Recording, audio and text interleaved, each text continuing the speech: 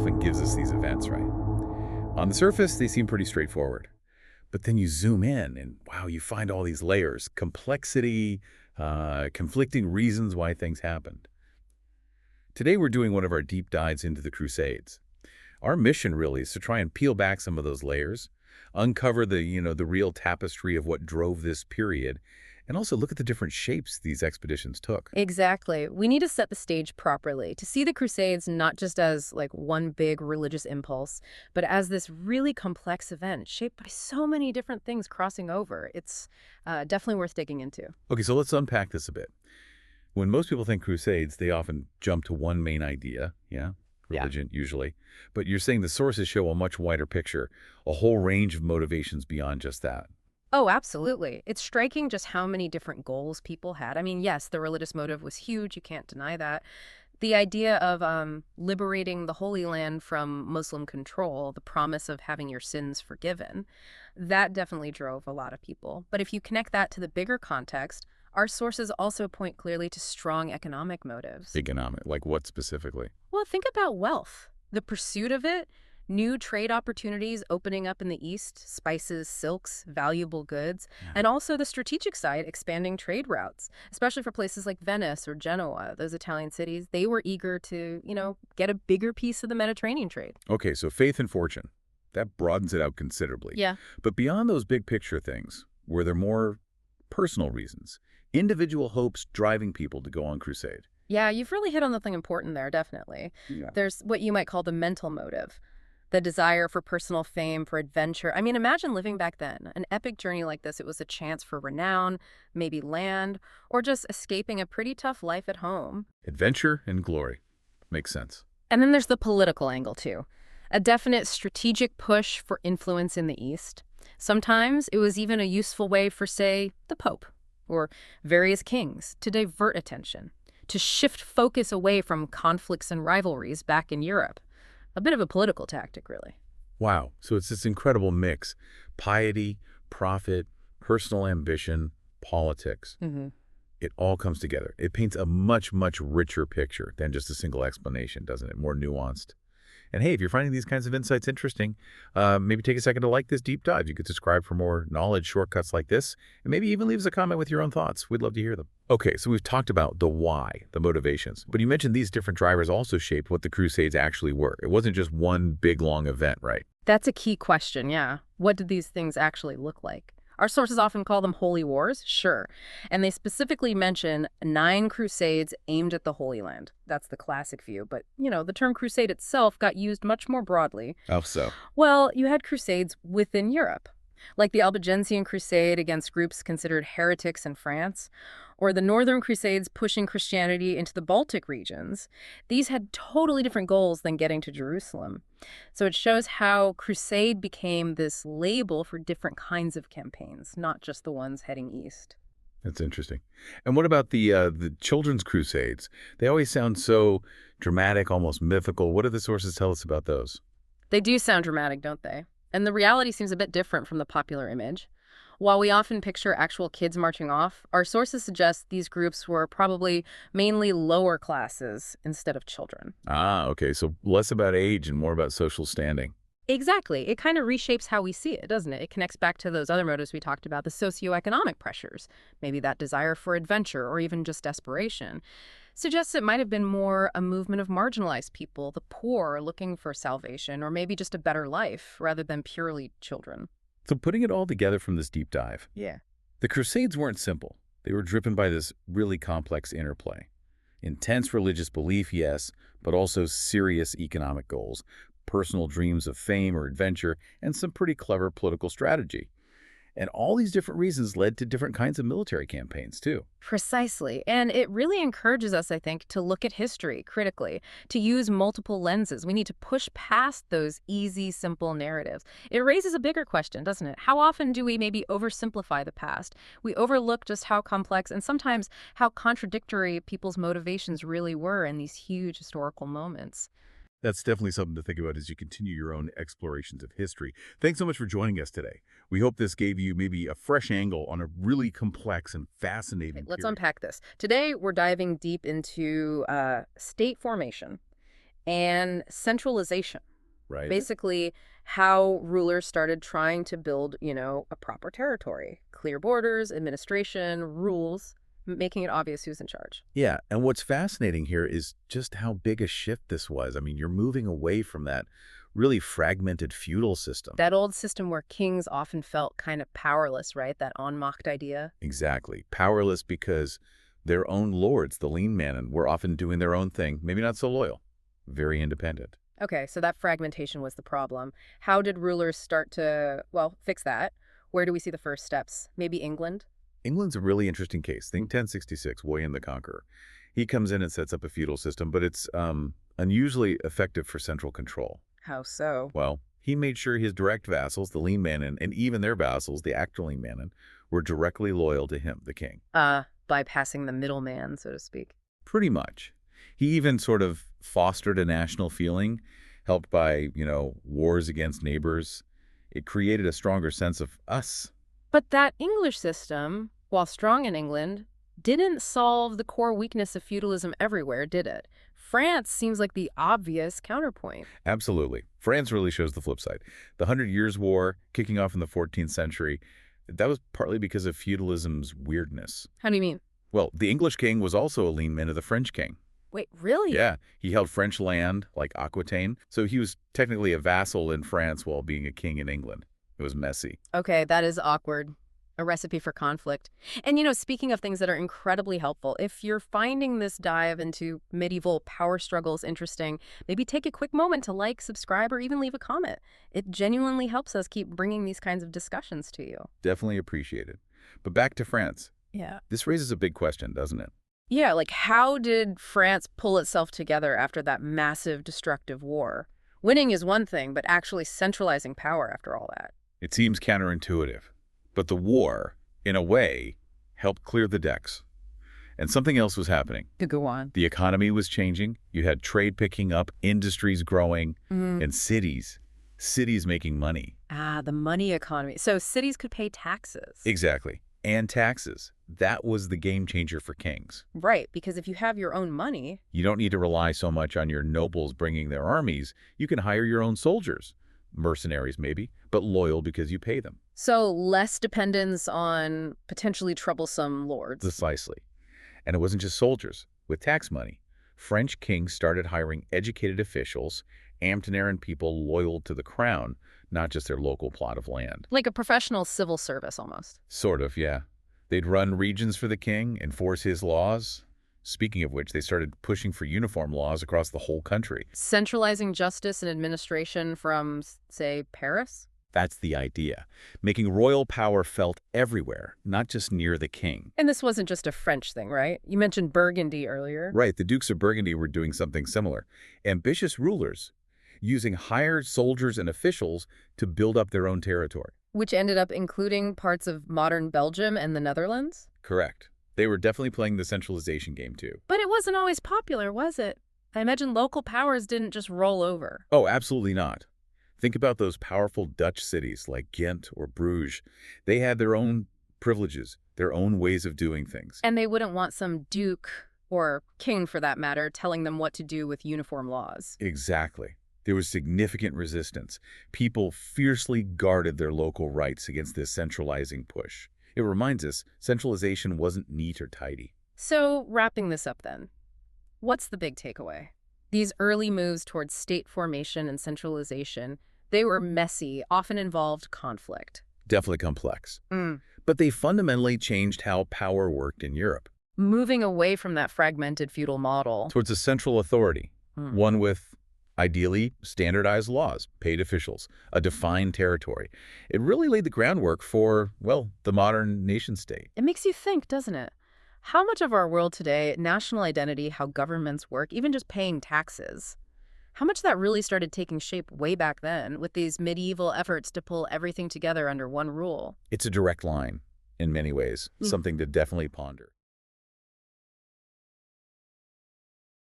When we think of the Middle Ages, our minds usually jump to knights in shining armor, huge castles, and, well, a lot of farmland. But behind all that, a quiet revolution was taking place inside stone walls, the rise of the medieval city. So let's dive in and uncover the real story, the gritty, chaotic, and surprisingly modern world that helps shape our own. The big selling point of a medieval city was simple: safety. Those high walls were like a giant shield against the dangers of the outside world, like raiding armies or bandits. But here's the twist. As thousands of people poured in seeking that safety, they found a whole new set of dangers waiting for them right inside the walls. And that paradox, that tension, is really what city life was all about.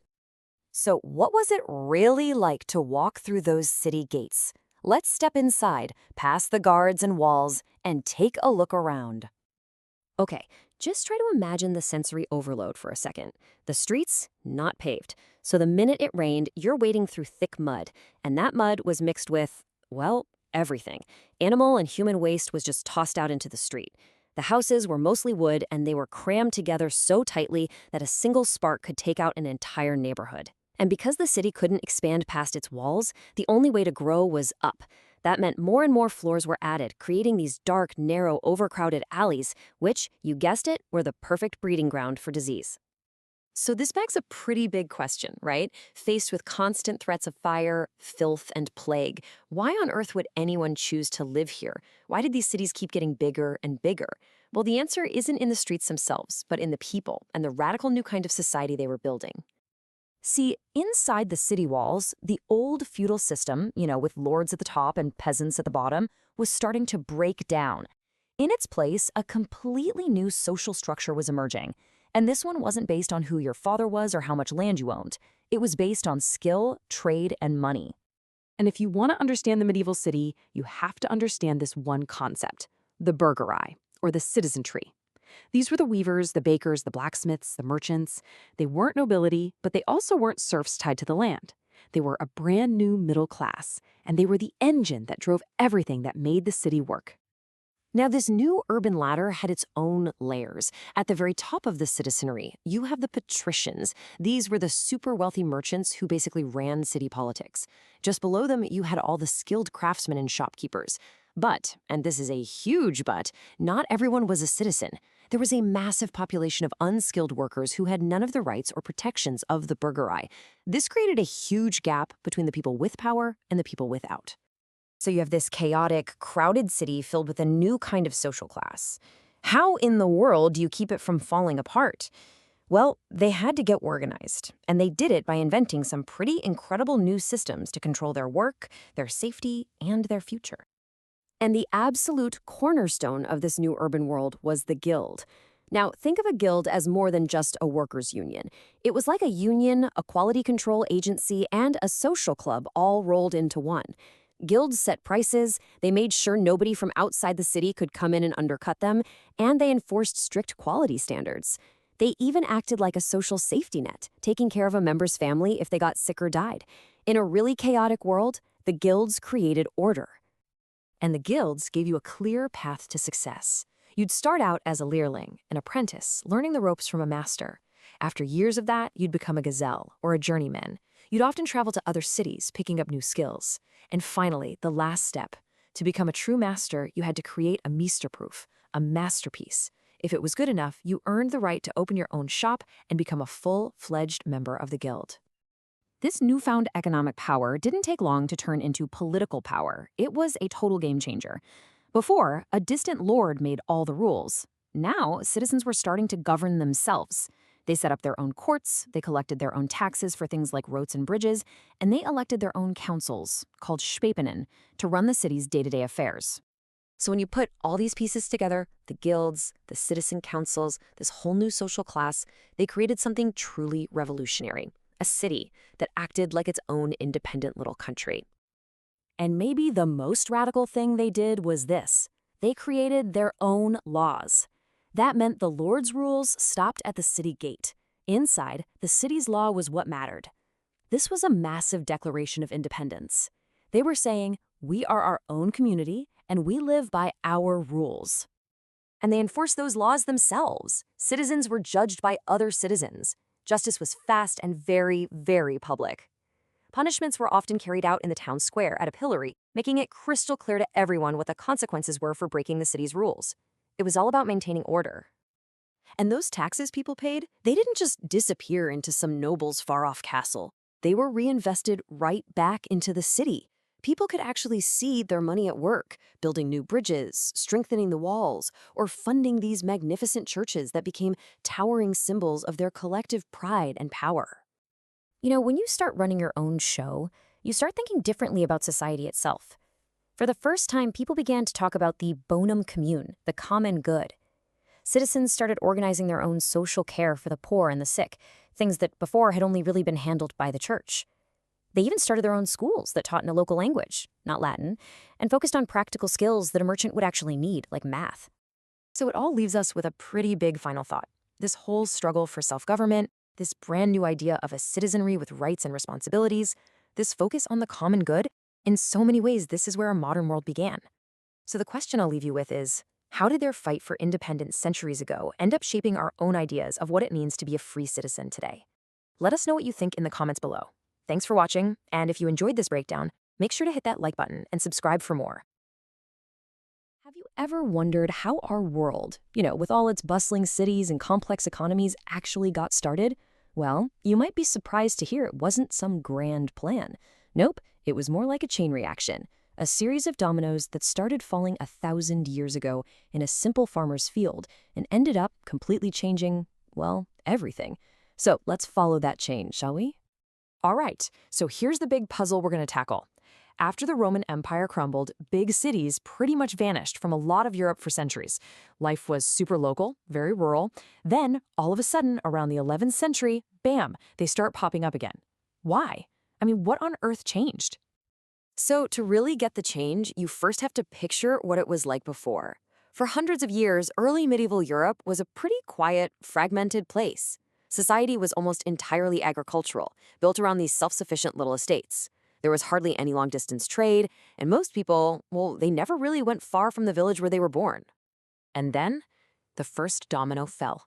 And the crazy part, it didn't fall in a king's palace or on some epic battlefield. It fell in a farmer's field. This wasn't a revolution of swords and crowns, it was a revolution of soil and plows. This whole revolution really kicked off with one key piece of tech, the moldboard plow, or the Kehrploug. You see, older plows just kind of scratched the surface, but this heavy-duty new invention could actually turn over the thick, wet soils of Northern Europe. This one tool was a total game changer. It unlocked huge new areas for farming and made the land they already had way, way more productive. And the effect was almost immediate. Better tech meant more food. A lot more food. For the first time in ages, Europe had a steady food surplus. And what happens when a population is consistently well-fed? You guessed it, it grows. All of a sudden, the population of Europe just starts to explode. Okay, so now you've got more people and you've got more stuff, more grain, more wool, you name it. And with that, something that had been basically asleep for centuries roared back to life: trade. People now had more than they needed for themselves, and a bigger population meant more customers. It was the perfect storm for a brand new economy to be born. As all these trade routes started expanding, merchants realized they needed to team up for power and protection. This led to these incredibly powerful networks like the Hanseatic League. Think of it as a super alliance of trading cities. They controlled the trade routes, they set the prices, and they protected their ships. They basically became the engine driving this new international commerce. But look, you can't run a huge trading network by swapping chickens for wool. It's not efficient. This boom in trade forced a huge shift back to a monetary economy. Coins became essential again. It created a standard way to measure value, which is what made all this long-distance business even possible. Of course, carrying big sacks of coins across roads filled with bandits, super risky. So these incredibly clever merchants invented new financial tools, and one of the most important was the Bill of Exchange, or Wisselbrief. It was basically a medieval IOU, or like a modern-day check.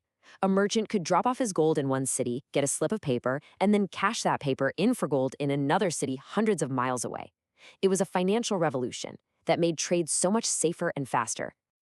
So now you have all this activity, right? You've got markets, merchants, bankers, artisans making things. All of this buzzing economic energy had to happen somewhere. And these places, these hubs of activity, They became the natural seeds for new towns and for the revival of old Roman cities that had been quiet for so long. And that, right there, is how the agrarian urban society was reborn.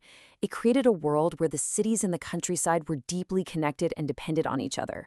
The countryside made the food, and the cities became these vibrant centers for selling things, making things, and, of course, for new ideas.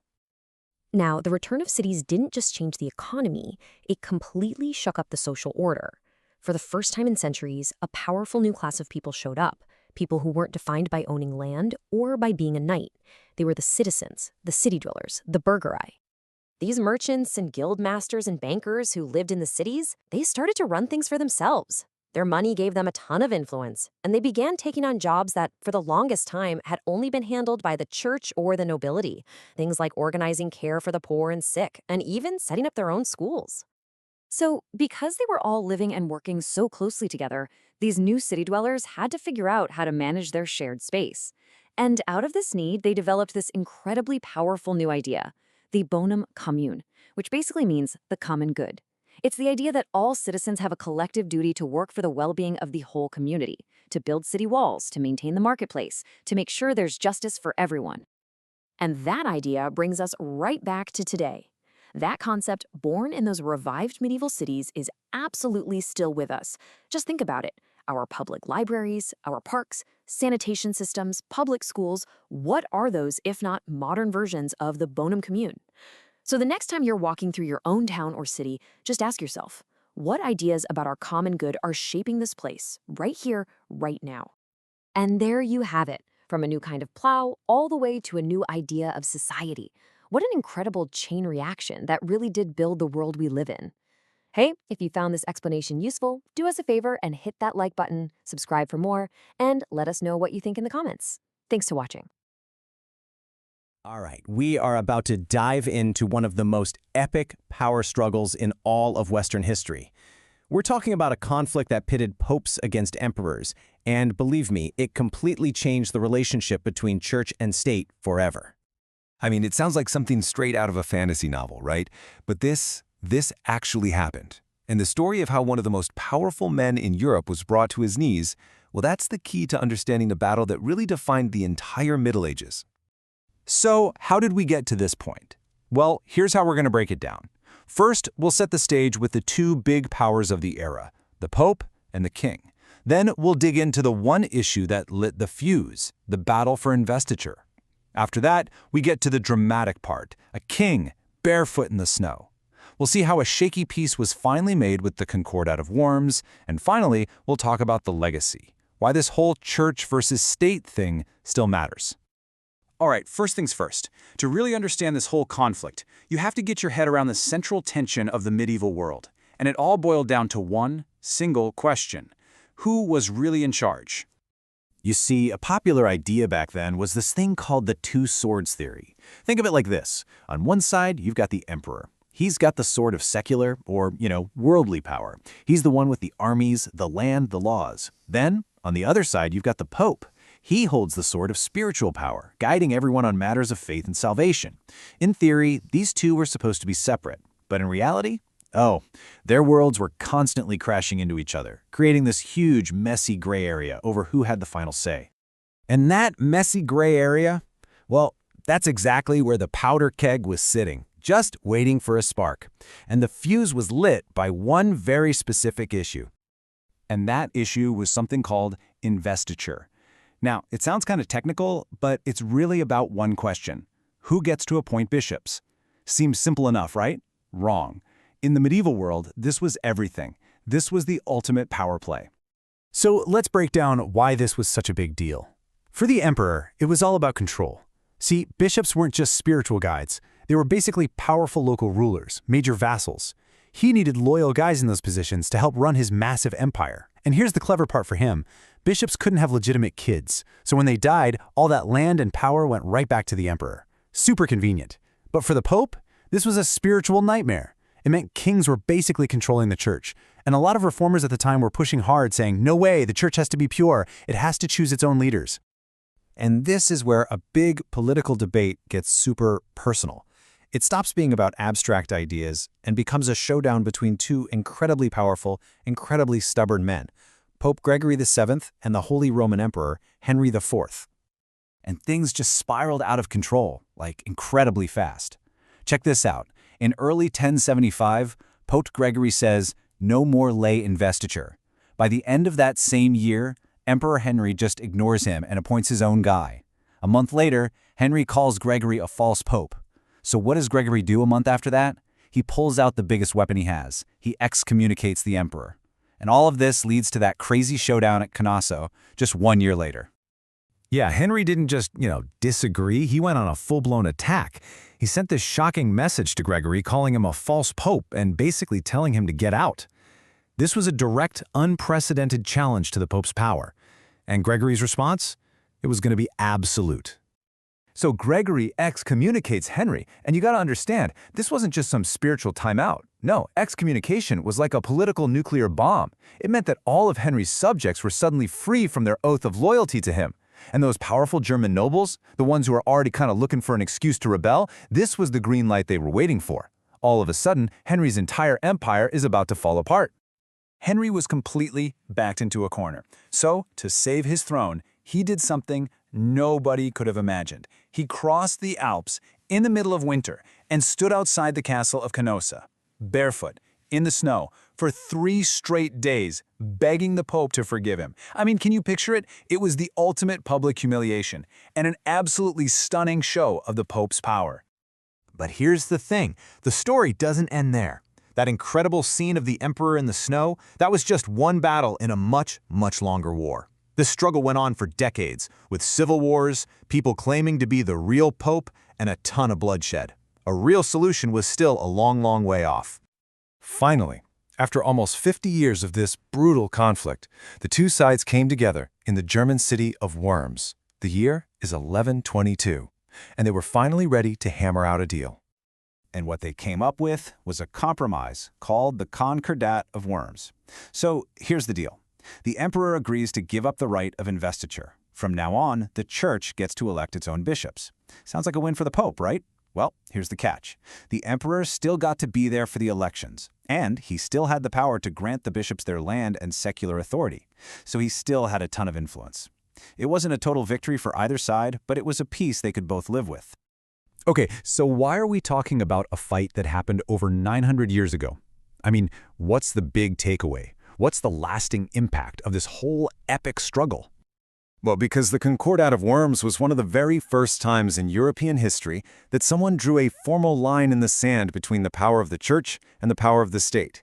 It put forward this, at the time, radical idea that each one had its own lane, its own sphere of influence. And that concept, the separation of church and state, is a fundamental cornerstone of the modern Western world. And that really leaves us with a final thought. This whole conflict, almost 1,000 years ago, was about drawing a line. But if you look around today, debates over where exactly that line should be drawn between faith and law and government, they're still happening all over the world. So it makes you wonder, is that line ever really truly clear? Hey, thanks so much for joining us to unpack the investiture controversy. If you found this interesting, do us a favor and hit that like button, subscribe for more deep dives into history, and definitely let us know what you think about that final question in the comments. We'll see you in the next one.